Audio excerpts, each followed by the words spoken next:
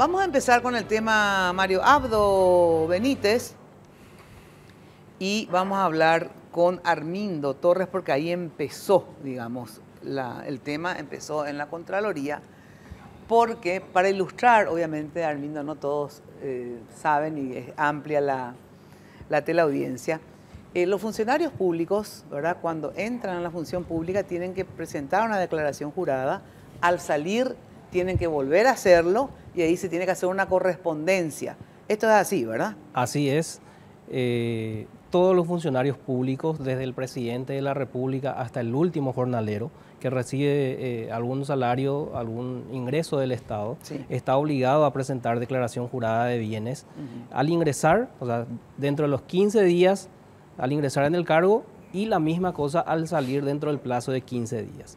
En el caso de que no presenten, tiene una sanción que va desde el 20 al 100% del salario, que es aplicada previo sumario administrativo a los funcionarios públicos que no presentan su declaración jurada. A partir de ese momento, de la presentación, la Contraloría realiza un examen de correspondencia. Si bien es cierto, no le realizamos a todos los funcionarios. El examen de correspondencia. Sí, se toma como punto de referencia siempre los cargos más importantes, claro, para ir avanzando en el proceso de examen de correspondencia, porque tampoco tenemos la capacidad en recursos humanos para realizar a los prácticamente 300.000 funcionarios públicos.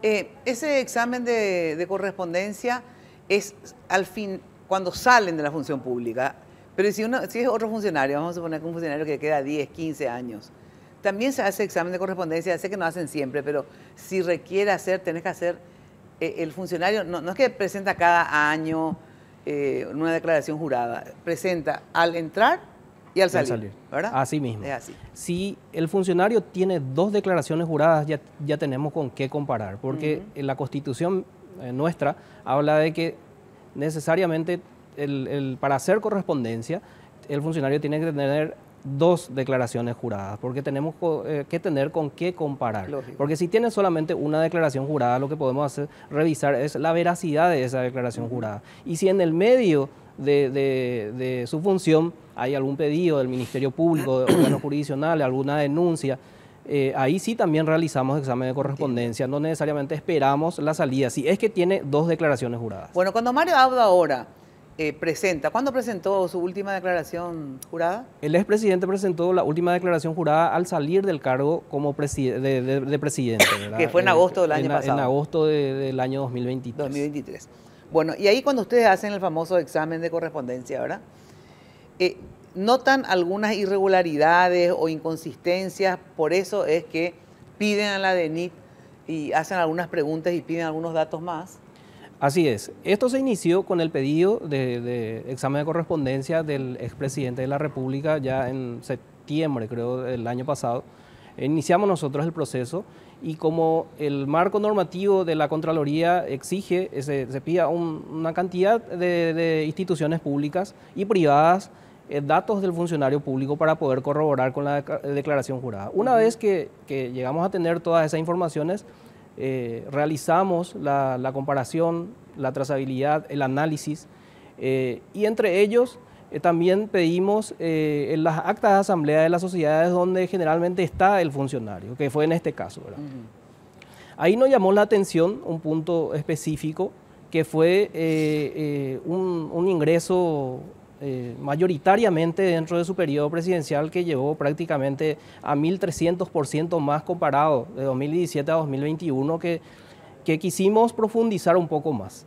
En ese marco ingresos. de sus utilidades en las empresas. Utilidades en sus empresas. Exactamente. No de ingresos en el sentido, porque él no declaró, o sea, él no retiró utilidades en gran proporción, digamos, sino que al analizar sus empresas es que ustedes se dieron cuenta de este prácticamente el 90% de esas utilidades destinaban a reservas.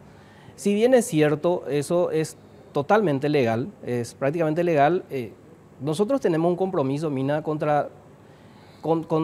la lucha contra la corrupción y con la verdad. Y entonces dijimos, esto vamos a profundizar un poco más porque teníamos la obligación de saber y de llegar a la verdad. Entonces, hicimos una segunda consulta a la DENIT de querer saber si ellos tenían conocimiento del destino de esas reservas porque eso está, las reservas son previsiones que hacen las personas para eventuales acontecimientos futuros. Entonces, el otro punto era también de que si estaba justificada la rentabilidad, porque según los análisis que realizamos, era un poco, o sea, era más alto de la media en ese periodo. En ese punto, la DENIT nos ha informado en el primer punto si ellos tenían conocimiento del destino de las reservas, de que ellos no podían saber el destino de los fondos porque no tenían acceso a las actas de asamblea. Que es totalmente verdad, que ellos no tenían, porque nosotros ya teníamos esa acta de asamblea en ese momento, ¿verdad? Nosotros ya sabíamos. Y también... ¿De dónde ustedes sacan? Porque si no, no es de la DENIT. De estructura jurídica que depende de Abogacía del Tesoro. O sea, ustedes piden informes tanto a la DENIT como a otras instituciones. Mismo, también. A 27 instituciones prácticamente pedimos informes. Y en el segundo punto también nos menciona que ellos no podían, porque la segunda consulta era si se encontraba justificada esa rentabilidad en ese periodo.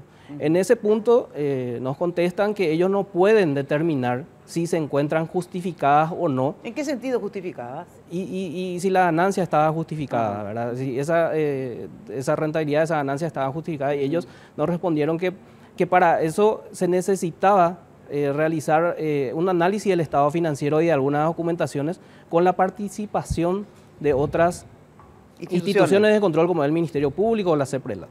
Si bien es cierto, no es una recomendación expresa de una institución tan importante como la DENIT, nosotros como órgano de control no podíamos pasar por alto y decir, mira, nosotros lo tomamos como una recomendación, interpretamos como una recomendación.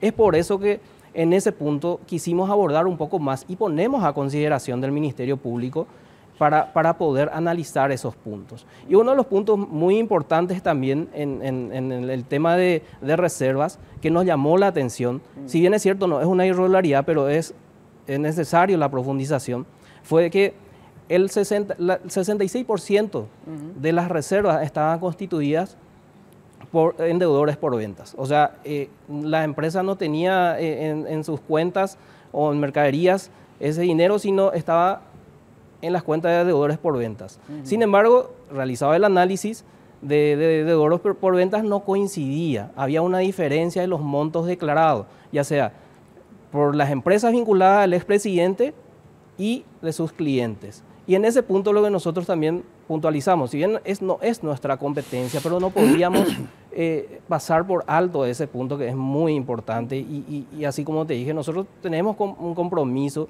de llegar a una verdad. Y si está, bueno, que se haga el análisis, la profundización donde se tenga que hacer, y si está todo bien, bueno, nosotros seguramente vamos a estar firmando el examen de correspondencia de acuerdo a ese resultado. Lógico. ¿Ustedes qué contestan desde la DENIT, Óscar Orue, a estas consultas?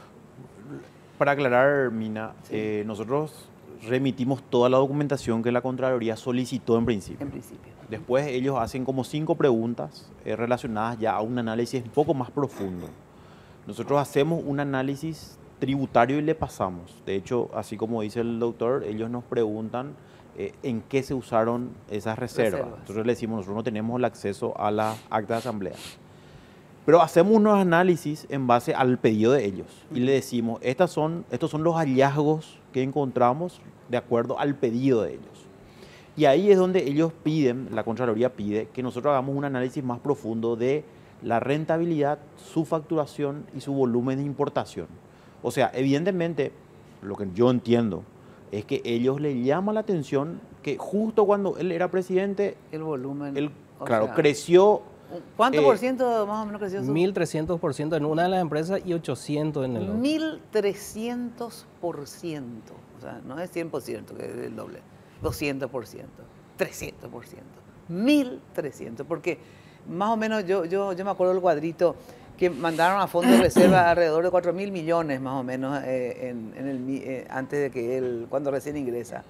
Y después fue a 300 y pico de millones, ¿verdad? Algo así es, una de las empresas llegó a 290.000 millones, si mal no recuerdo.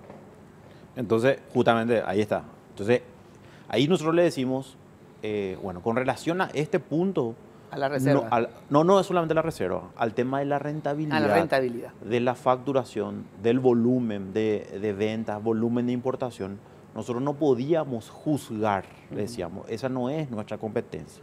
Para eso, para que podamos responder a la pregunta que hizo la Contraloría, necesariamente se debería profundizar con más documentaciones, pero con otros órganos de control, como en este caso es la Contraloría, perdón, la Fiscalía y CEPRELAP, ¿verdad? Porque cuando vos ves un crecimiento tan importante, ¿verdad? Uno duda, ¿verdad? Sobre eso y tiene que saber si corresponde o no, ¿verdad? Pero esa función, por eso es muy importante, Mina, precisar, esa no es una función de la DENIT, de mirar si, ¿por qué Mina Feliciángel ganó tanto dinero? ¿Verdad? O sea, esa no es función de DENIT, ¿verdad? Por eso es importante hacer esta precisión y por eso es que ni DENIT ni Contraloría pueden profundizar, porque en el caso de Contraloría ellos dicen, ellos le auditan a la persona, no a la empresa. Pero lo que pasa es que cuando la persona, en este caso un presidente de la República, Mario Abdo, la empresa forma parte de su patrimonio. Él es dueño, claro, del 90% de las acciones, así, Armindo. Así es, casi ¿verdad? 90%. Casi 90%. Entonces, tengo entendido que cuando ustedes auditan o ven la correspondencia, obviamente auditan todo el patrimonio de lo que declara este señor, ¿verdad? Si Mario Abdo declara que él tiene tantas acciones, por lo tanto tiene el 80-90% de las acciones, ustedes sí o sí tienen que también auditar su empresa, porque si solamente auditan, digamos, lo que él pone ahí, que retiró como utilidades, se queda un buraco negro así de grande como ahora se descubre que en realidad no ganó 10.000 millones, que es lo que retiró, ponerle, sino que ganó 300.000 millones o 290.000 millones. O sea, ustedes auditan también a las empresas. No es nuestra competencia auditar a las empresas. Justamente por eso es que ponemos esto a consideración de otras instituciones, para que se pueda profundizar. Porque nosotros, si bien es cierto, o sea, podemos no sé si auditan la palabra legal, pero analizan también. Analizamos los ingresos de los accionistas. Los ingresos de los accionistas. ¿Y de las empresas de los accionistas? También, por o sea, eso es justamente lo que te estoy diciendo, perfecto. ¿verdad? O sea, los ingresos de los accionistas, porque vamos a suponer que por eso consultamos a la DENIT si ellos tenían conocimiento del destino de las reservas, porque vamos a suponer que esas reservas fueron rescatadas, ahí cambiaría la capacidad de ingreso o de egreso del funcionario que no se visualiza en su declaración jurada de bienes. Pero si eso se encuentra totalmente justificado, la rentabilidad o la reserva que se encuentra donde tiene que estar, no hay ningún problema. Pero nosotros seríamos muy irresponsables cerrar una correspondencia en este estado. Claro, sin cerrar todos los puntos, digamos. Bueno, entonces ustedes contestan que la rentabilidad ustedes no pueden analizar. O sea, nosotros lo que analizamos es el punto de vista tributario, si pagó o no el impuesto en relación a esa rentabilidad. en relación a esa empresa. A esa empresa. ¿Verdad? Entonces nosotros le a la rentabilidad de esa empresa. Claro, claro, porque, a ver, se paga el impuesto a la renta. Si la empresa tiene rentabilidad, paga impuesto a la renta. Y después de las utilidades, ellos pueden hacer tres cosas.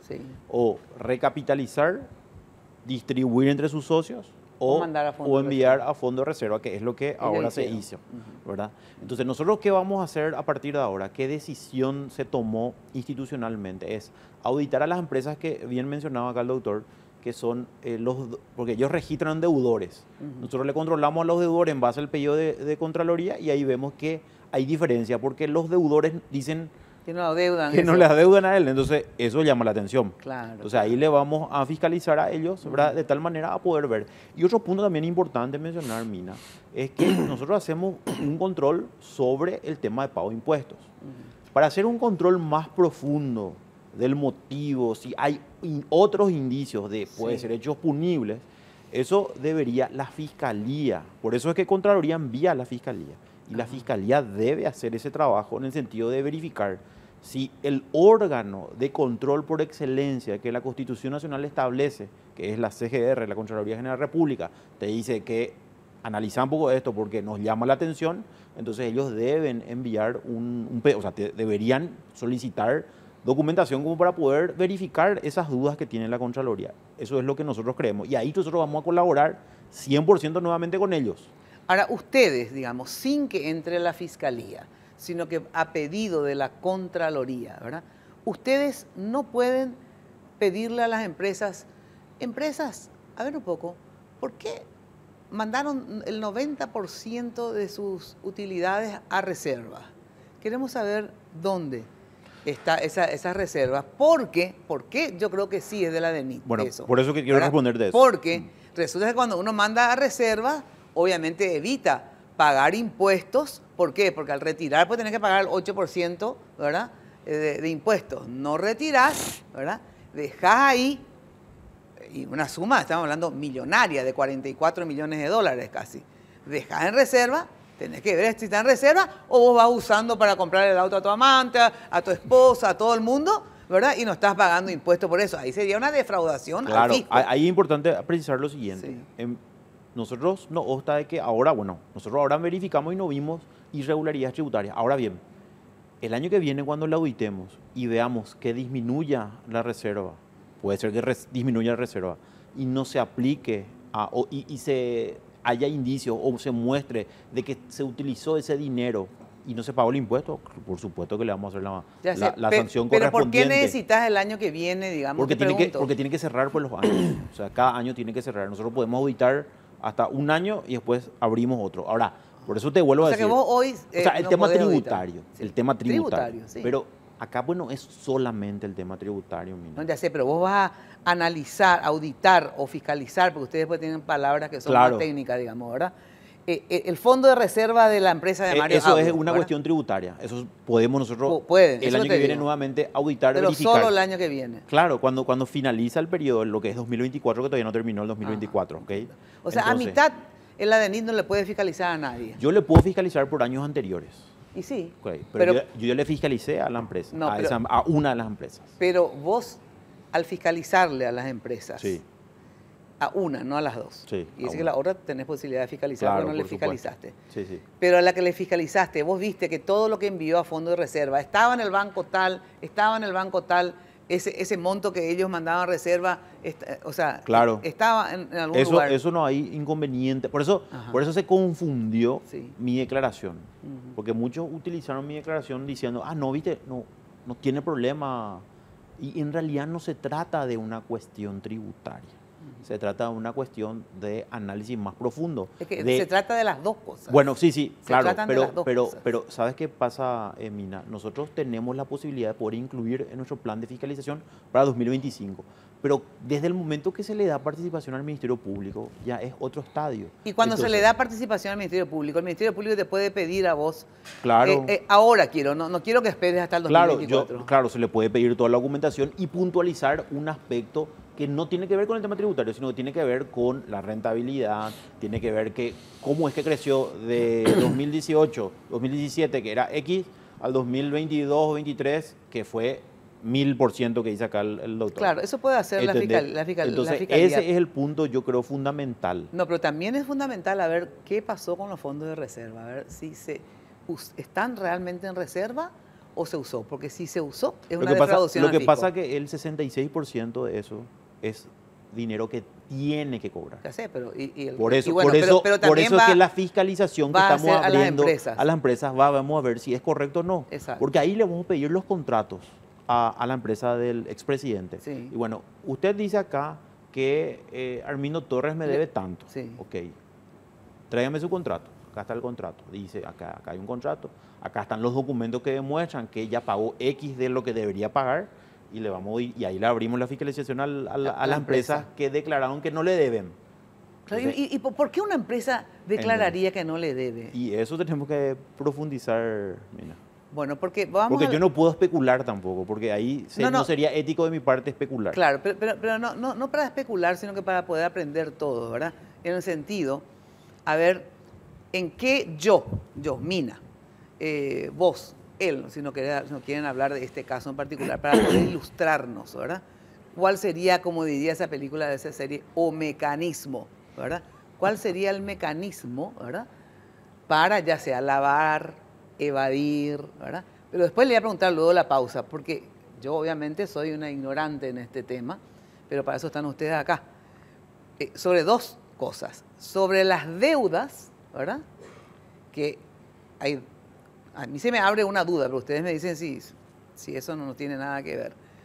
si aumentaron las deudas y en realidad no existen esas deudas, sino que ellos pusieron nomás en su balance, digamos, lo de las deudas y mandaron a fondo de reserva, puede ser una forma de lavar dinero ilícito.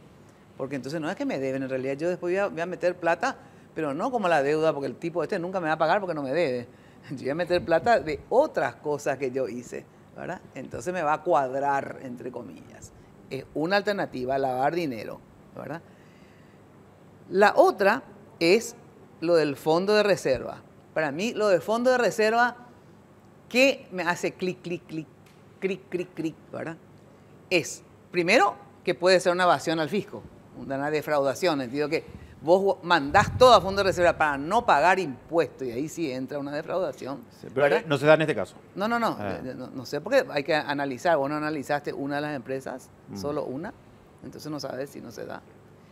Entonces, a ver si mandaron para gastar sin pagar impuestos, porque si gastás tenés que obviamente pagar impuestos, o lo que no querían es en este periodo, porque él ahora tuvo que presentar su declaración jurada, después ya no va a presentar más declaración jurada, entonces no quiere retirar sus ganancias y manda a fondo de reserva para que no sea una luz roja tira sobre los invasores, ¿verdad? O sea, todo lo que este muchachito ganó durante su... Entonces son las dos alternativas. Bueno, quiero que escuchemos, por favor, lo que decía Camilo Pérez cuando fue el Contralor de la República, cuando fue al Congreso a rendir informes en realidad, y obviamente los periodistas le agarraron, no podían... Camilo Benítez, perdón. ¿Por qué yo dije? Camilo Pérez, perdón. Presidente del Comité Olímpico.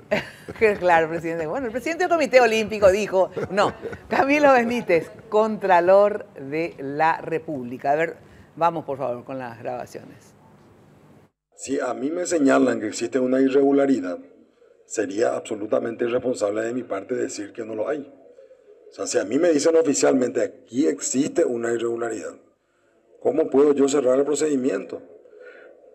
En el caso que estamos hablando, imagínense que exista una irregularidad declarada de forma oficial por un organismo de control del Estado, que en este caso es la DENIT. Y yo, a pesar de esa observación, cierro el procedimiento diciendo que no existe ninguna irregularidad. ¿Quién va a ser aquí el cómplice si yo hago eso? Siendo que la ley me obliga a remitir. Bueno, si yo veo y me envían que hay una irregularidad, no puedo cerrar esta correspondencia, dice. ¿Esa irregularidad es la enviada por la DENIT? En realidad... ¿O por el informe que vos hiciste?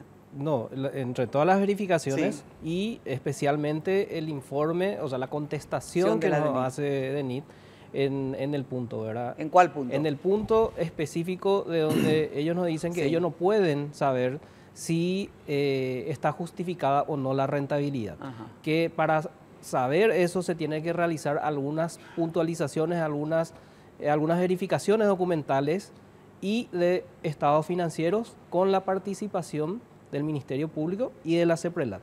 Y el otro punto importante que ya hablamos, de que es que las reservas están compuestas por el 66% de deudores por venta y verificado el cuadro de deudores por venta no coincide. No coincide. Esas son irregularidades que él no puede cerrar, por lo tanto, una correspondencia. Si bien es cierto, la DENIT no especifica eso como una irregularidad, pero nosotros interpretamos como una irregularidad la parte de deudores por venta, por ejemplo, que no coincide. Ahora, en la declaración jurada que presenta Mario Abdo o cualquiera, digamos, las utilidades a distribuir, ¿verdad? Porque él retiró una parte, la otra mandó a reserva dentro de su empresa, ¿verdad? La utilidad a distribuir en una empresa debe ser declarada por el individuo que hace una declaración jurada, en este caso Mario Abdo. Bueno, las utilidades no retiradas todavía no forman parte del patrimonio del funcionario. Eso todavía forma parte del patrimonio de las empresas. O sea, acá hay una cuestión muy importante también que hay que aclarar, que la gente, la ciudadanía siempre dice, la declaración jurada es una joda. La gente esconde sus bienes en sociedades.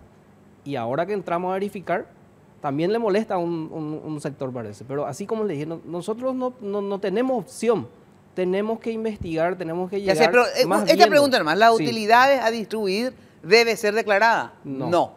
Las utilidades a distribuir debe ser declarada. Si bien es cierto, no hay una disposición legal que establece eso, todavía no es patrimonio del funcionario. Claro, Y no, una por vez eso que te digo, recibe, no hay una no es obligación. obligatorio. No es obligatorio. No. No es obligatorio. Te gané. Bueno, el tema siguiente. Vamos a escuchar lo otro que decía no Camilo Pérez, sino Camilo Benítez. Así como sería irresponsable que yo diga que existe la comisión de un hecho punible, también sería irresponsable que yo cierre el procedimiento diciendo que no existe enriquecimiento indebido, teniendo toda esta información a la vista. O sea, no puedo actuar ni de una manera ni de otra. No puedo decir, no, el crecimiento patrimonial del expresidente es razonable, habiendo una facturación de más de 100 millones de dólares en el ejercicio que él fue presidente en una empresa que él tiene el 90% de las acciones. No puedo yo decir una cosa, pero tampoco puedo decir la otra. No podemos señalar como un delito esto, porque no es, en principio, ¿verdad? Pero sí, claramente, esta empresa, fuera de la presidencia de Mario Abdo Benítez, no facturaba ni el 10% de lo que facturó durante su presidencia. Eso es un hecho que claramente no puede separarse. Imagínense, 100 millones de dólares aproximadamente, o un poco más, facturaron estas empresas durante su periodo presidencial. ¿Vendiendo qué? Asfalto. ¿Cuánto más o menos el Fondo de Reserva era cuando recién empezó su periodo? Era como 4.000 millones. Exactamente, como 4.000 millones, Sí. que al final de su mandato, o sea, las dos empresas en conjunto llegó a 290.000 millones aproximadamente. Claro, casi 300.000 millones, de 4.000 a 300.000 millones, ¿verdad? Qué bien que le fue realmente. Porque acá, gente, ya sé que acá no hay ni un abogado tributarista, etcétera, pero, como decía, hay varias cosas que investigar, profundizar, sí. Yo soy abogado Vos sos tributarista. abogado tributario, pero no vas a querer poder decirme porque famoso, no podés hablar mal, bueno. No puedo juzgar. No podés jugar todavía, bueno. No, porque acá hay varios puntos, a ver, que debemos resaltar en esto. Pero uno de ellos, aparte de lo que ya resaltamos, de la no correspondencia entre la deuda, entre lo que él declara, que mandó a reserva como deuda y las empresas dicen que no le debe por lo menos, ¿verdad?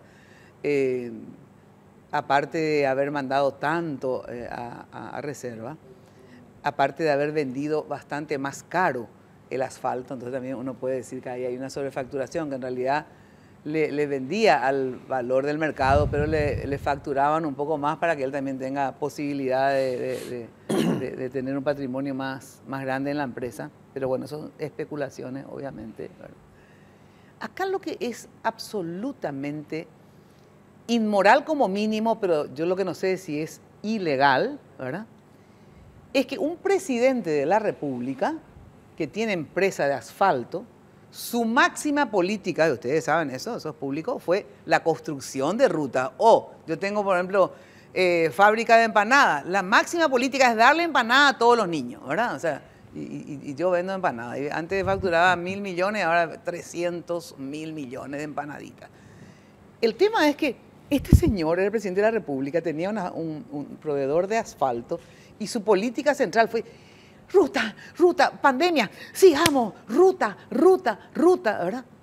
Es absolutamente inmoral que él le venda a las vialeras, al cual él, a través de Vince, pero es del Ejecutivo, ¿verdad?, le tiene que no solamente adjudicar a esas vialeras, sino que también le tiene que luego pagar.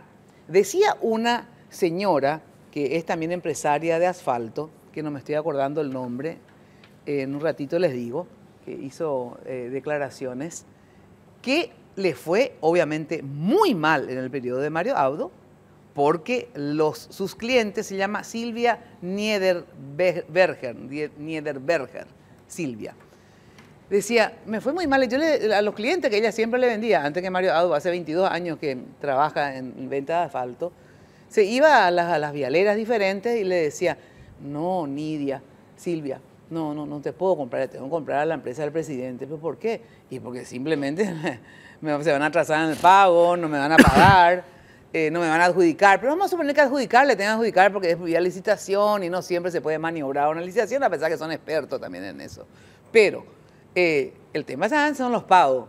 Te bicicletean los pagos si no le compras, por ejemplo, a él. Según esta señora le decían los vialeros a ella, ¿verdad? Entonces, ahí, porque con María Teresa López estábamos viendo dónde podría caer, o sea, cuáles son los delitos, que son, por ejemplo, tráfico de influencia, ¿verdad? Y enriquecimiento ilícito. Y hay uno que es el artículo 8 de esa ley, que es administración en beneficio propio. Acá luego para mí es obvio que administración en beneficio propio, porque era una especie de triangulación que él hacía. En vez de proveerle directo él al Estado, le proveía, y según esta señora le apretaba a los vialeros, le proveía a los vialeros, pero los vialeros le proveían al Estado, porque ellos hacían la ruta con ese asfalto, ¿verdad? Entonces, es realmente, como mínimo, inmoral esto. Y me gustó lo que dijo Camilo Benítez en esta parte de sus declaraciones en el Congreso. Por favor, escuchen bien, escuchen bien. En cualquier otro país del mundo sería una conducta inmoral gravísima. O sea, si estuviésemos nosotros en Japón, yo creo que el expresidente se haría el harakiri, expresidente se haría el harakiri, expresidente se haría el harakiri si es que llega a tener ese crecimiento. No estamos en Japón, Paraguay, ¿verdad? Y acá nos rigen nuestras propias leyes. Entonces, aquí yo creo que esa no es una conducta ilegal, porque la empresa no le vende al Estado, le vende a empresas que vendan al Estado. Claro, es un rubro que solamente empresas vinculadas al Estado pueden comprar, no es un rubro que está fuera de eso. Pero esa no es una observación nuestra. Nosotros no observamos ese extremo. Nosotros decimos simplemente que el informe que nos remitiera la DENIT señala que hay irregularidades que requieren de profundización, y eso fue lo que hicimos, simplemente reenviar ese. Bueno, dice, nosotros no señalamos a este extremo, pero bien que lo dice, que se haga el harakiri, porque si un contralor dice que esto la verdad que corresponde, si bien esto no existe acá, que se haga el harakiri, ¿verdad? Es porque de verdad él ve una irregularidad escandalosa, aunque no lo diga textualmente, porque si es digno de hacerse el harakiri, de suicidarse, es casi una pena de muerte. Entonces es porque hay muchas irregularidades, o él ve muchas irregularidades, aunque se tiene que plasmar después con documentos. Esa es mi visión de lo que pasa. No quiero dejar de aprovecharte, Oscar Orue, sobre dos cosas. Primero, que me enteré ayer, no fue ayer, el jueves, que nuevamente hubo mayor recaudación en relación a años anteriores. Esto es muy importante porque dentro de estas reformas del Estado que se unió aduanas con la SED, ¿verdad? Ya no es la primera vez que se informa de que hubo mayor recaudación, ¿verdad? Sí. En julio cerramos 92 millones de dólares más. 92 millones de dólares más. Más de lo que se recaudó en julio del 2023. ¿Y la otra vez cuánto era que informaste? ¿Te acordás? Mira, más o menos cuánto era. En total ya 700 millones de dólares más aumentó la recaudación. Cuando nosotros prometimos 400. Qué mucha plata, 700 millones más. Sí, ¿dónde estaba esa plata? Todos me preguntan. ¿Dónde estaba esa plata? Sí. ¿Y por qué crees que recaudan más? Es porque por los controles que estamos haciendo en aduanas. Controles. En aduanas hicimos muchísimos cambios, mejoramos, establecimos no solamente controles, denunciamos casos. Hoy hay gente imputada. Vamos a hacer más, y eso también es una primicia que debemos hacer más denuncias, y van a ser procesados muchos funcionarios, ¿verdad? Porque había mucha corrupción y estamos corrigiendo eso.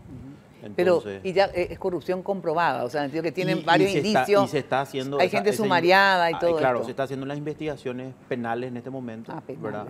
Con fiscalía, de tal manera que se pueda demostrar. Porque, viste que famoso te dice, fulanito lo de tal cosa, pero y no tener la prueba. Entonces tenés que tener la prueba para poder sostener eso. Y es la única forma, Mina, no hay otra forma, ¿verdad?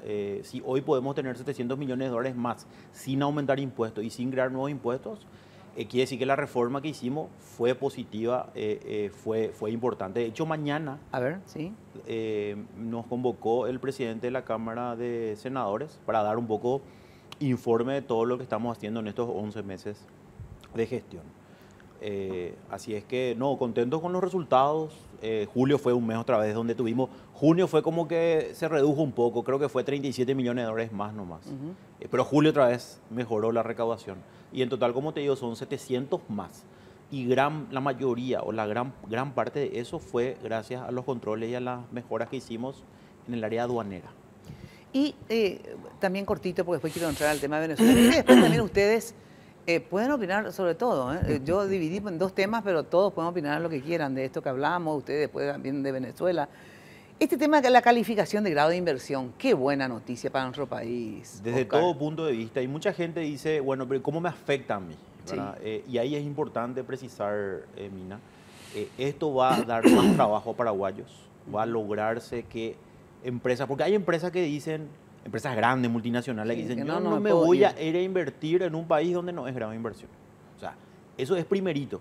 O sea, la gente va a venir, va a poder invertir y eso va a dar Generar trabajo a los paraguayos. Y ahí es donde tenemos que hacer esa segunda parte, que es generar mayor capacidad de conocimiento. Porque en anteriores años, cuando a mí me tocó estar en el tema zona franca, muchas empresas no querían venir porque no Claro. hay capacitación, no hay gente capacitada. Entonces, Sí. ese es nuestro desafío. Pero más allá de eso, el grado de inversión es algo súper importante. Y me quedo solamente por el tema del trabajo, porque también vamos a conseguir préstamos más baratos. Blandos, más baratos. Ahora, empresas privadas como bancos ya tienen Ya también tienen, sí. esa Caso del misma Banco Continental, por ejemplo, que esa fue el misma primero. calificación. Sí. Entonces, las empresas van a tener posibilidad de poder endeudarse, pero a una tasa mucho menor, porque Paraguay ya es un grado de inversión. Y somos muy pocos, somos como 4 países, o 4 o 6 países que somos Sí. de América, que tenemos de Sudamérica, que tenemos Esa calificación. esa calificación. Entonces, tenemos que aprovechar. Claro. Bueno, esto ahora, este examen de correspondencia, ahora ustedes están a la espera de ¿qué? Para poder cerrar o no. Nosotros necesitamos la profundización de esas posibles irregularidades que se han detectado y a partir de ahí, si no surge absolutamente nada, vamos a concluir nuestro examen de correspondencia. Pero ustedes están esperando que la DENIT profundice algunas cosas que ellos pueden profundizar, como es analizar el tema de la correlación de las deudas. Nosotros queremos... ¿Y dónde entra la Fiscalía? Entiendo que si vamos a esperar que entre la Fiscalía, no sé, Mario Abdo va a tener 80 años y ahí recién vamos a saber si hay correspondencia o no. A ver. Bueno, en realidad, en el punto de si la rentabilidad se encuentra justificada o no, vamos a ver si se va a realizar o no, ¿verdad? Y si no, en algún momento se tiene que cerrar este examen de correspondencia. ¿Pero No eso podemos- corresponde a la Fiscalía o a quién lo de la...? Y en realidad, lo dijo ya el director nacional que más le correspondía a Fiscalía. ¿Y ustedes qué creen que a quién le corresponde? Y la ¿Ustedes verdad- creen que le corresponde a la DENIT o no? Eso? No, No, a la nosotros no Fiscalía. decimos eso y creemos en la DENIT y creemos que la Fiscalía, o sea, o la participación de otras Ahí instituciones es como el importante Ministerio aclarar, Público y mira, Seprona. nosotros vamos a colaborar, colaboramos con la Contraloría, pero vamos a colaborar con el Ministerio Público, con el Seprona, con todas las instituciones que, así Sí, como claro. ya nos pidieron anteriormente, vamos a enviar, ¿verdad? Por eso es importante hacer esa ¿Y precisión. cuándo va a hacer no sé si se llama fiscalización, control o qué? Fiscalización a las otras empresas, las otras empresas. ahora ya se abrieron. Ahora ya se abrieron. ¿A Sí. cuántas empresas? Y son más de 5. Más de 5. Sí. Para poder hacer la La correlación, la correlación, correspondencia, claro. ¿verdad? Y otra cosa que no te mencioné, viste sí. que ellos nos dieron 30 días para responder. ¿Quién? Y la Contraloría. Por eso le respondimos eso. Porque hay muchas cosas que le decimos, ¿sabe que tenemos que profundizar? Y eso no va a durar 30 días, va a durar 3 meses, 6 meses, porque las fiscalizaciones duran mucho tiempo. Entonces, por eso es que ese informe es como un informe preliminar. ¿Ok? O sea, hay muchas cosas que todavía se pueden hacer sobre lo que Contraloría presenta o pregunta. Entonces, eso también quería aclarar, porque pareciera ser como que, no.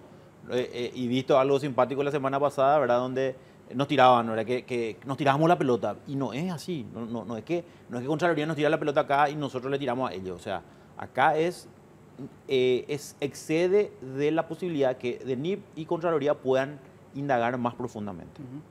Bueno, así que estamos a la expectativa de todo esto. Así es. Pero mientras tanto le recomendamos que se haga nomás ya la Araquiri. Entonces, me encantó. Por favor, quiero que pongan, vamos a empezar para arriba con Venezuela. Ese video del Puma que hizo una canción, ¿viste? ¿Escuchaste? Sí. A ver, vamos a escuchar una partecita de la canción del Puma.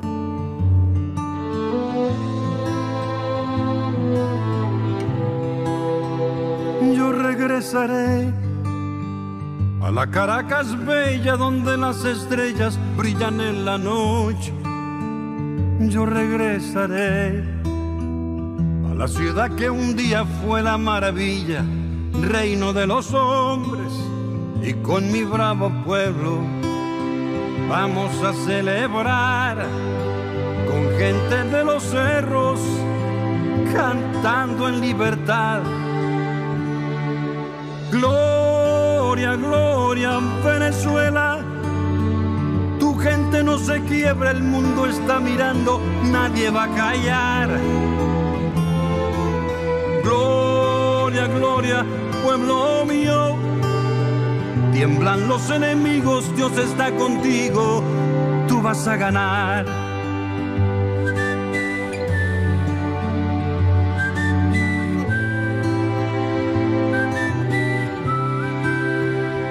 Nunca olvidaré. Qué emocionante, ¿verdad? Bueno, para Toti esto es muy fuerte. Él es venezolano, tiene sus hijos en Venezuela, ¿verdad? Uno de ellos se trasladó desde Madrid a Caracas a votar y a estar en el proceso. Vos sabés que Toti me impresionó cuando vos dijiste en Radio Monumental lo que le dijiste a tus hijos después de que esto sucedió, ¿verdad?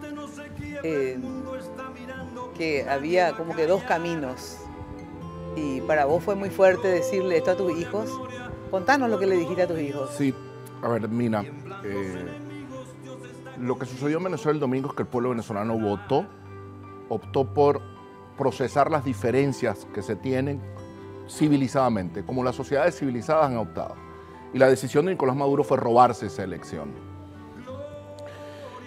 Y lo que nos queda, porque ¿ante quién acudes tú con las pruebas que ya tienes del fraude? Ante el Consejo Nacional Electoral, que es un ministerio de asuntos electorales de Nicolás Maduro, que ya dijo, sin mostrar una sola acta, sin publicar los resultados, sin mostrar absolutamente ninguna prueba de ese resultado, que Nicolás Maduro es el ganador y lo proclamó, sin una acta de totalización, sin decir cuántos votos definitivamente sacó. Lo proclamó con el 80% y cuando le hizo la proclamación no proclamó con el 100% de los votos, discriminándolo cuánto sacó Nicolás Maduro en cada partido que lo apoyó y cuánto sacaron el resto de los candidatos. Ante ese Consejo Nacional Electoral tú no puedes acudir a actuar con ningún tipo de recurso. Bueno, te queda el Tribunal Supremo de Justicia en su sala electoral, que está constituido por 3 magistrados que también fueron designados por Nicolás Maduro y por su opción política. A ver, esos 3 magistrados ratificaron la inhabilitación de María Corina Machado, que el señor Elvis Amoroso, actual presidente del Consejo Nacional Electoral, cuando era Contralor General de la República, porque en el chavismo tú puedes ser ministro de Agricultura, ministro de Hacienda, ministro de todo, porque sirves para todo, este señor inhabilitó a María Corina Machado por 15 años en el ejercicio de la función pública siendo Contralor. Y ahora este mismo señor es el presidente del Tribunal de la Justicia Electoral, es decir, del Consejo Nacional Electoral. Acudes al TSJ. Si esos 3 magistrados que están designados por Nicolás Maduro también le van a dar la razón a Nicolás Maduro. Es más, Nicolás Maduro, jugando en posición adelantada, ha acudido a presentar un amparo, porque él es la víctima ahora. Y él ha acudido a presentar un amparo ante esa corte y esa corte lo ha admitido. ¿Okay? No ha acudido al Consejo Nacional Electoral a exigirle como candidato ganador que publique las actas, que hoy viernes no las ha publicado. Hoy viernes el Consejo Nacional Electoral de Venezuela aún no ha publicado las actas para decir quién ganó y dónde están las pruebas de quién ganó. ¿Okay? Entonces, ante eso, tú puedes decirme, bueno, la comunidad internacional los está apoyando. Sí, el Centro Carter que estuvo allí dijo que la elección no se correspondía con los estándares internacionales. Todos, digamos, la comunidad internacional le ha exigido, le ha demandado al Consejo Nacional Electoral que, publique las actas, simplemente. No lo hacen, bajo una excusa de que sufrieron un ataque cibernético desde Macedonia del Norte. El gobierno de Macedonia del Norte, el primer ministro le ha exigido al gobierno venezolano que presente las pruebas de que desde su país se las agencias internacionales que llevan el registro informático del mundo han dicho que no hubo en sus registros ningún tipo de comportamiento inusual dentro del espectro de Internet venezolano para que sus agencias digan que hubo un ataque cibernético o que hubo una violación de esos controles que el propio gobierno decía que era el sistema electoral más seguro del mundo. Bien, ante eso, a ti no te queda otra cosa que la presión de calle, Mina. Salir a la calle, protestar, ejercer tu derecho ciudadano de salir a la calle, de protestar con firmeza, con coraje ciudadano, con coraje cívico, ese derecho. Pero cuando sales a la calle sabes que estás frente a un gobierno de asesinos, que ya han asesinado 16 personas y que se va contando esa cantidad de muertos.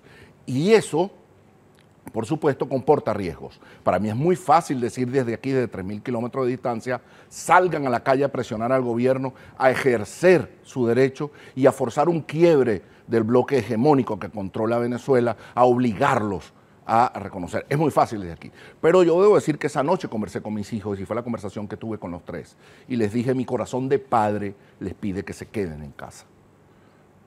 Mi corazón de ser que los ama les pide que por favor se cuiden. Pero mi conciencia de venezolano no puede decirle a ustedes cómo van a luchar por su país. La decisión es de ustedes tres que son mayores de edad. Si María Corina Machado los llama a la calle, que es la lideresa, que ha sido quien ha llevado esta gesta heroica de desnudar ante el mundo a un régimen fraudulento, que ya lo era, pero que tuvo que el domingo robarse las elecciones grotescamente, bueno, eso me obligó a decirle a mis hijos esa sentencia de un padre con el corazón arrugado, claro, pero de un venezolano con una conciencia decidida a que es la única manera. A ver, el de Nicolás Maduro es un régimen que optó por ser de la fuerza. Ese régimen no distingue entre partido, Estado y gobierno. Son la misma cosa. Ante eso, tú optas por una vía como la que hiciste, de ir por la vía pacífica electoral y dirimir las diferencias con ese gobierno votando, y ese gobierno te desconoce eso. Ya no te queda otra cosa que mostrar la fuerza ciudadana para obligarlo a reconocer, generar un quiebre, obligar a la Fuerza Armada venezolana a tener que decidir entre masacrar a su pueblo o exigirle a Nicolás Maduro que muestre las pruebas de su victoria, que no las ha mostrado, ninguna. Es las Fuerzas Armadas, ahí juegan también un papel crucial. Desde luego. Sí, en poder de ellos está además el sobre número 1 que contiene las actas originales. Claro, porque en realidad, yo siempre digo, una dictadura, si caracterizamos a Venezuela y a Maduro como un dictador, una dictadura no se va por vía de los votos. Lastimosamente es así. Las dictaduras se van o con golpes de Estado, o con rebeliones, levantamientos. Estas elecciones, ¿verdad?, tenían ese sentido. Claro. El sentido de demostrar que el dictador Nicolás Maduro está en minoría frente a su pueblo, eso demostrarlo fácticamente. Ya no son encuestas, ya tú no dices, tengo un estudio de opinión que me dice que Nicolás Maduro tiene la minoría de su pueblo. No, son votos contabilizados, ejercidos por los ciudadanos que demostraron esa minoría. Y el otro sentido de esta elección era que si, como en efecto lo hizo, se las robaba, generar un quiebre. Claro. Sixto Pereira, vos estuviste en las elecciones como observador, tengo entendido, ¿verdad? Sí. Es así. Contanos qué... Bueno, yo puedo decir lo que observé durante el proceso eleccionario y tengo una lectura de por qué se está dando este proceso ahí. Uno, recorrí 5 lugares donde sufragaban la gente. Primero hay que aclarar que para mí es toda una novedad el tema de que el voto ahí no es obligatorio. Hubo mucha participación. Mucha participación, sí, sí. Yo pude observar y es totalmente informatizado. O sea, Sixto Pereira se va, llega en su local, presenta su cédula y ¿cómo era la máquina esta de La capta huellas. Ahí te identifica si sos realmente con tu cédula Sisto e inmediatamente te habilita Te en la expide una pantalla. a la Que no, pantalla. es un sistema de identificación biométrica. Entonces, sí. Pones vos tu huella tocas y te habilita automáticamente en el cuarto, en la pantalla, todos los candidatos. Las opciones. Ahí Entrás en la votás. segunda parte, elegís tu candidato o candidata Sí. y después te da el La ticket, boleta, el la ticket, boleta, sí. y luego te va a depositar. En ese sentido parecido al nuestro, en el sentido que vos votás electrónicamente, te dan un bueno. ticket y vas y depositas, pero lo que no está es la cuestión Pero biométrica. no, digamos. ahí tengo otra cuestión. Sí. Todo el tema acá que se dio en el Paraguay estaba totalmente bien dirigido para dónde y para quién. Es diferente. Entonces, voy a terminar esta Sí, parte. sí, sí. Entonces, ¿qué hace el elector? Bueno, entrega y luego firma una planilla de vuelta y bueno, Sí. no, yo por lo menos en donde estuve no había aglomeraciones. Y estuve preguntando inclusive a la gente que estaban ahí en el recinto de quiénes son, y bueno, estaban todos los representantes de los partidos políticos. Entonces había, creo que una cuestión previa también antes de las elecciones de ver entre creo que 10 candidaturas. Y ahí hicieron un acuerdo, bueno, terminadas las elecciones para ver, 2 partidos no firmaron el acuerdo para respetar el resultado del sufragio. Eso me parece una cuestión importante, mucha participación hubo. Puedo decir como si fuese una cuestión de una dictadura. Ajá. La dictadura pues, es el que tiene el control absoluto. Sin embargo, si vos ves los resultados electorales, no hay mucha diferencia en cuanto a los votos obtenidos por Maduro y en este caso el mundo. González. Había mucha diferencia. ¿Cuál es la diferencia? ¿Cómo terminó? Yo le voy a 5 hacer millones y algo y el otro 4 millones. Yo le voy a hacer una pregunta. Voy a terminar un poco y después entrar. Vale, seguro. Ya. Entonces, esa aclaración hay que hacer. Bueno, ¿en qué contexto se da estas elecciones? Voy a dar una lectura política de lo que yo pienso como paraguayo. El problema es que muchas veces depende un poco del apasionamiento también del tema. Acá Venezuela, igual que nosotros, antes de Chávez, los recursos naturales energéticos estaban en manos de las grandes corporaciones transnacionales, principalmente el capital norteamericano. Entonces, ¿qué hizo Chávez?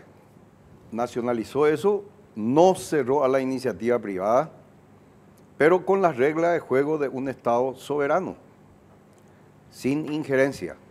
Y acá es muy sencillo.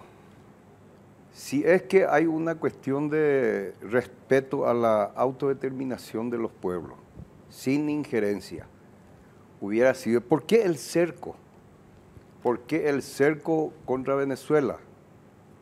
Eso es una cuestión que impuso el gobierno de los Estados Unidos más los otros países a quien presiona. No puede hacer comercio.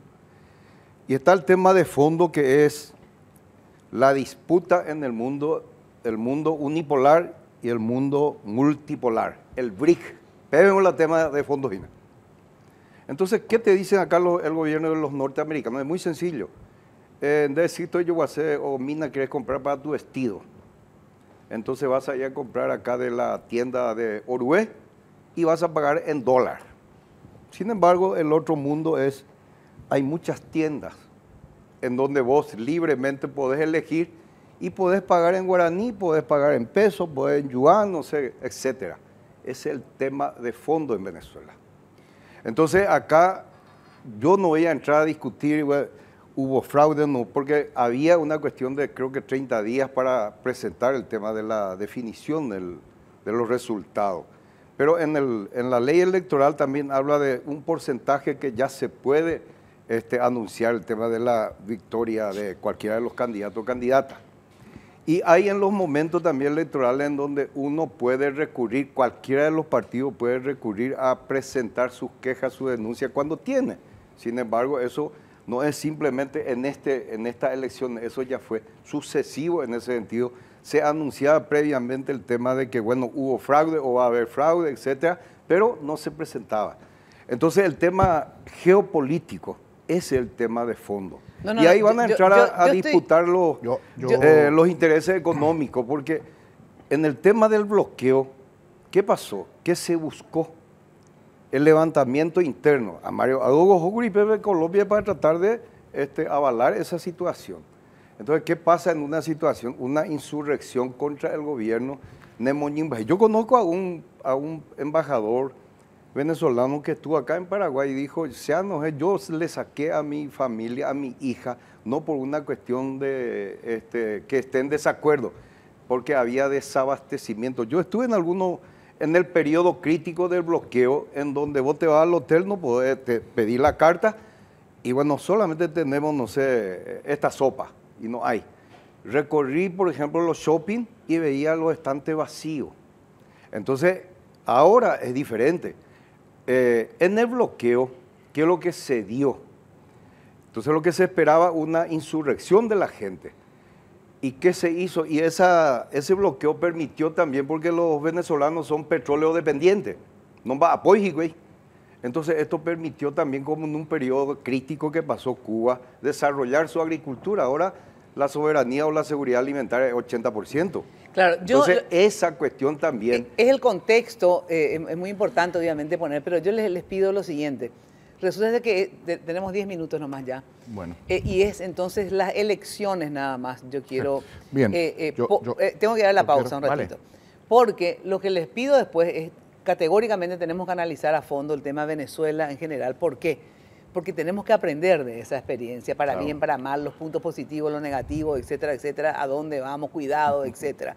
Pero les pido que ahora nos vamos a suscribir solamente a las elecciones y cuáles son las perspectivas para que esto, digamos, se destrabe.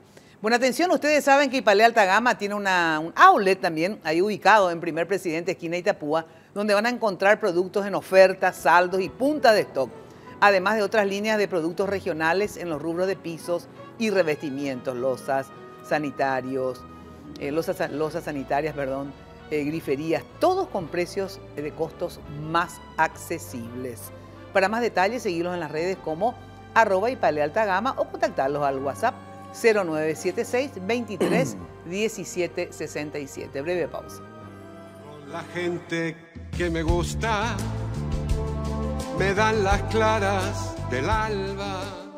Con la gente que me gusta, me dan las claras del alba. Bueno, apenas nos queda 7 minutos.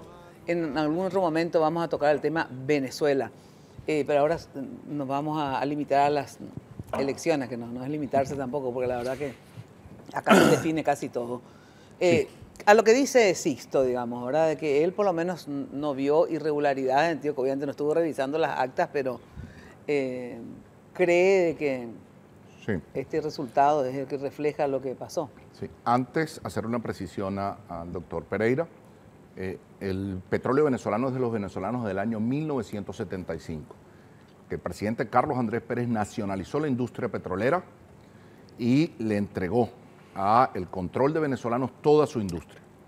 Pagó a las transnacionales lo que habían hecho y luego la industria petrolera venezolana, PDVSA, en manos de la democracia venezolana, llegó a ser la tercera empresa más grande del mundo, tanto en petróleo como en otro tipo. Con Hugo Chávez Frías, esa empresa fue destruida. Pero además de ser destruida, fue entregada a los rusos y a los chinos. Lo que cambiamos fue a quién se las vendíamos, a quién le vendíamos el petróleo y a quién se lo regalábamos. Porque el petróleo venezolano en manos de Chávez ha sido regalado a todo medio continente para comprar voluntades. Ahora, quiero entrar en la materia propia, porque quería hacerle esa precisión, senador. Quiero entrar en la materia propia de la elección. Mire, un boleto de Caracas, o sea, de Asunción a Caracas solo es posible por Lima, Caracas, Asunción, Sao Paulo, Caracas, Panamá, Asunción, Panamá, Caracas o Asunción, Bogotá, Caracas. Eso vale $1.200, $1.300. Una estadía en los hoteles donde aloja el gobierno venezolano sus invitados cuesta $200 por día. Si usted fue un observador electoral de corto tiempo, porque los que hemos sido observadores de largo tiempo pasamos de 15 o 20 días o hasta 3 meses. Si usted fue un observador electoral de poco tiempo, usted estuvo 5 días en Venezuela y eso fueron $200 más, son $1000. En total, yo solo quiero saber quién pagó su viaje, porque si el viaje suyo, los 1.200 bolívares, los $1.200 de su boleto y los $1.200 o los $1000 de su estadía las pagó el gobierno venezolano, usted no fue un observador electoral, usted fue un turista electoral. Y hay una diferencia enorme entre eso, porque cuando el Centro Carter da su dictamen, a usted le dejaron entrar al Centro Carter. A 5 presidentes internacionales, a 5 presidentes no le dejaron entrar. Al presidente Alberto Fernández de Kirchner le retiraron la invitación de veedor. Si a usted, mi querido Sixto Pereira, le alojaron en un hotel 5 estrellas, como lo hace el gobierno venezolano, y a usted no se le fue la luz, no se le fue el agua, no tuvo las contingencias de los venezolanos, usted no tiene idea ni razón alguna de lo que está pasando en Venezuela. Usted tiene, sí, digamos, un bagaje ideológico que lo hace ver. Para usted, Fidel Castro fue un presidente democrático. Lo fue. ¿Verdad que lo fue? Bueno, para usted... Usted está hablando, no soy yo. Para usted, ok. Para usted, Fidel Castro, gente como Fidel Castro son demócratas. Porque esa es simplemente la doble moral de la izquierda. Avala dictaduras de izquierda, pero rechaza las de derecha, y para mí todos son... Augusto Pinochet fue un asesino, Fidel Castro también. El fascismo mató tanta gente como el comunismo, pero ustedes se ponen esa veda, se ponen ese filtro en su cara y no logran verlo. Para ustedes, digamos, la elección aquí es una elección de una dictadura. El Tribunal Supremo de Justicia Electoral de Paraguay publicó la misma noche los resultados, se pueden contestar. Usted me dice que visitó 5 centros. Si usted me dice cuál centro visitó, yo le voy a buscar aquí el acta firmada por el chavista, donde o ganó Edmundo o ganó Nicolás Maduro. Eso sin duda alguna. Si usted me dice los 5 centros, yo se los muestro aquí. Pero usted no puede hacer eso. El chavismo no lo puede hacer, no lo puede hacer en su página web, no lo puede hacer el Tribunal Supremo de Justicia Electoral. Si usted me dice cualquiera que sean los centros, yo le digo las 3 páginas en donde está. Pero si usted quiere, introduzco la mía, mi número de cédula, para que usted sepa. 9.864.000. A ver, no podemos más porque nos sacan del aire, Lo que quiero decir, lo que quiero decir es que ese discurso del antiimperialismo, ese discurso de una ideología que solo ha generado pobreza en el mundo, que donde quiera que se ha aplicado la ideología que el senador y su grupo profesan, lo que ha generado es pobreza. Y avalan todo tipo de atropellos. Lo que puedo decir que es un antipatriota, una cuestión que no tiene ninguna posición crítica sobre el tema del cerco. Tenés que hacer respetar tu derecho a la autodeterminación, a la no injerencia. Acá los gringos, los norteamericanos, vinieron en el Congreso a exigir a los parlamentarios 2 temas. Que se apruebe el tema de hidrovía y segundo, que no avance el ingreso en América Latina de la República Popular de China. Que apoye a Taiwán. Cuando estaba Nicolás Maduro en el Palacio de los López exigiéndole a los militares paraguayos, ¿dónde estaba usted? ¿Por qué no le reclamó su patriotismo? Tenés que ser más patriota, no tenés que tomar... Yo soy un patriota venezolano. No soy ningún patriota, soy interesado. Usted está descalificado moralmente para calificar a cualquier venezolano como patriota o no, senador. Usted fue un turista electoral que lo fueron a pasar. ¿Quién pagó su viaje? Tu candidata pidió la intervención norteamericana. ¿Por qué no se pronunciaron? Su viaje a Venezuela fue pagado con dinero de los venezolanos. Con dinero mío, metido en el tema del Salvador a asesinar usted se alojó en un hotel 5 estrellas, lo llevaron a pasear. Dígame qué centros electorales visitó y yo les doy los resultados. Viene aquí en el paraíso de Paraguay a vivir y a acumular plata. Dígame, yo hago dinero con mi dinero, mi viaje me lo pagué yo con mi trabajo. El viaje que usted hizo a Venezuela se lo pagó el gobierno venezolano con el dinero de todos los venezolanos. Dinero que pudo haber sido utilizado para hospitales, para eso, pero se llevó a sus turistas electorales como usted para que el mundo... Tu guarimba liquidó, destruyó los centros de abastecimiento, el centro de salud, dígame qué centro electoral violentado. Dígame, para yo darle el resultado de ese centro, lo tengo aquí en 5 páginas. Dígame. Bueno, se me fue el tiempo, gente. Usted fue un turista electoral en Venezuela, usted no fue un observador. Bueno, le agradezco mucho. Tu interés está por sobre... el interés suyo de su ideología, interés y respuesta a los su gringos. ideología lo Ese. hace ver, su ideología que ha Y va a empobrecido haber el mundo. mientras haya injusticia, Fidel mientras haya Castro fue un inequidad, presidente demócrata. usted Fidel Castro fue un presidente responde a los demócrata. gringos. A ver, Mira, hermano, responde a los mira, hermano, gringos, a yo los respondo al interés de Venezuela. Tenés que defender De la Venezuela. autodeterminación de tu pueblo y Usted- desde ahí tenés usted- que pelear. Para ustedes, Ahí aquí tenés en que Paraguay, pelear, para en tu ustedes, país. en Paraguay Y no venir hay acá a dictadura. cacarear desde Paraguay. Mire, yo estoy aquí porque trabajo decentemente y me pago con mi dinero, no como usted que Anda fue a Venezuela a cacarear en tu pagado por el país. dinero de los venezolanos para que lo mantuvieran allá y Anda le a dieran cacarear comida en tu allá. país y No, ahí Gente, pelear. aquí a y ver. en el mundo tengo derecho a estar porque tengo una entrada legal y aquí en el mundo tengo derecho a levantar mi voz por Venezuela. No es usted quien me va a decir Tengo cómo debo de el derecho defender desde mi Paraguay Venezuela. a decirte, Usted está en váyase Paraguay, a es su su país, país a y yo lo hacer respeto. eso. No, yo en Paraguay tengo una entrada legal. Bueno, el gobierno paraguayo me dejó a ver, entrar un aquí ratito. y tengo todo el derecho. Por aquí, favor, en cualquier lugar Toti, del mundo a defender a mi país. Toti y Sixto, les agradezco mucho, pero me quitan del aire, porque ahí, acá sí hay una dictadura de horarios, digamos, de horarios. Está bien. Muchísimas gracias.